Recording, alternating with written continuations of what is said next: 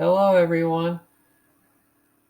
My name is Thomas Michael Carver, and today I have gathered you all here to talk about one of the most important people I have ever known, close friend of mine, a neighbor, as well as a man who used his position for good.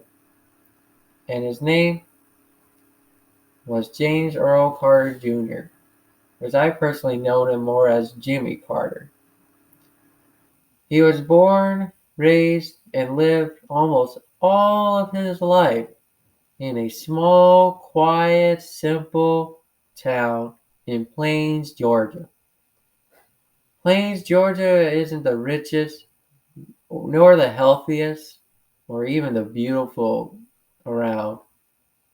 But what makes up for it is the people. And the people have made Plains, Georgia one of the most kindest, nicest, diligence, and honesty, as well as the most cherished and more humanistic area ever. And you can see why Jimmy Carter used to be one of the most powerful men in the world. He was the former president of the United States of America, a position so big and so prestigious that means that he could almost do whatever he wants. He could execute, he could send anyone to prison, he could even just control everything. But that's not what Jimmy wants to be. Jimmy is a man of not just an act of bravery and strength, but of moral courage. And moral courage isn't same as being brave. What makes him so different is his background, as he was taught by his family members as well as close friends like Rosalind Carter to learn through the Baptist school. And they would go there every Sunday to not only preach the word of God, but actually practice it through the use of love, kindness, respect, and rights. And rights for everyone, no matter who you are, what your background is, rights that everyone should be guaranteed by the pursuit of happiness. And Jimmy Carter was tainted by the Iranian hostage situation where they were held hostage in Iran against the United States of America due to their close relationships with the former government in Iran, but also their extreme views of following only a specific set of rules that only casually turn into violence and negativity. And he was so bad that he couldn't sleep for 3 days and 3 nights straight. And Jimmy Carter was beaten by a strongman character by the name of Ronald Reagan, who wanted to make America great again, bring back the economy, and bully anyone that isn't in America's interest. And Jimmy Carter was viewed of as a nice guy who couldn't get the job done on time. But what's really cool about him is that he was known for helping out a lot of people and nations throughout the world, including those for the domestic issues that needed education and health and wanted to help create effective energy uses, including solar power. Heck, he even put solar panels in his White House. I mean, how cool is that? And over the course of these actions have resulted into backwardsness or unfortunate series of events that tainted Carter's presidency as a weak man. And they view him as nothing much of a too nice guy. And Jimmy Carter was beaten by Ronald Reagan by a huge landslide. And Jimmy Carter was still scared or sad about the hostage crisis situation. Everything changed when Ronald Reagan became president of the United States and the hostages were released on the same day alone. And Carter said that it was one of his best days of his life. It made him happy not because of America's position, but because people are safe. And he doesn't want anybody to get hurt, no matter what. And Carter went there to Germany to visit the hostages.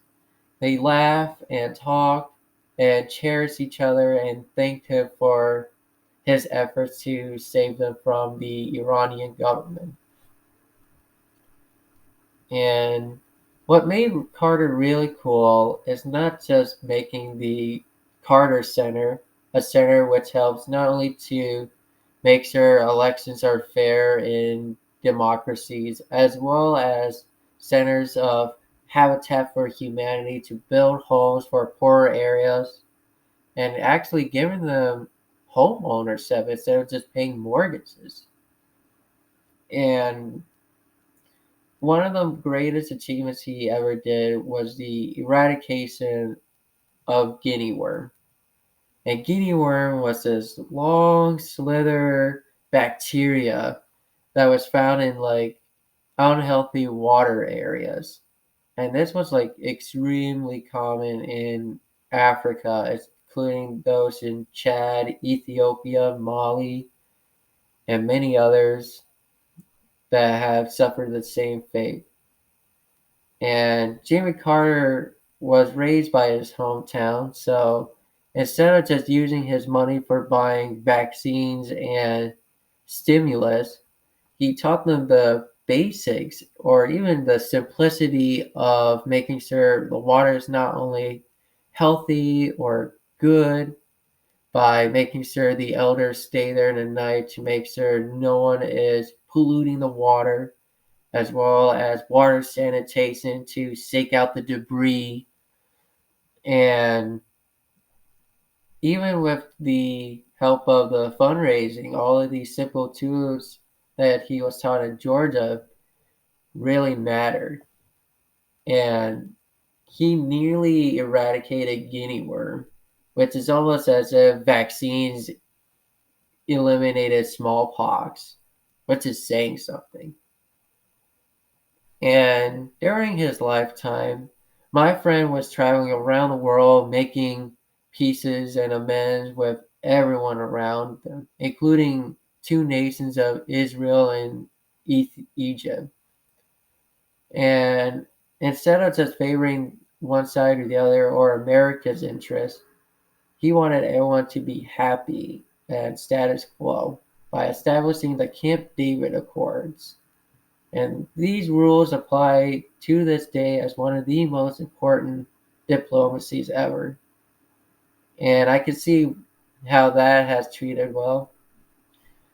And Jimmy Carter also made sure everyone has access to public schools a lot more by creating the Department of Education in combat against private schools, as well as Department of Energy to make sure everyone gets better at energy costs as well. But what made Jimmy Carter so special was that he is just a happy guy, and no matter what negativity or problems he's been going through, he's always wanted to make a bright, smiley face upon himself to make sure everyone knows that he's okay.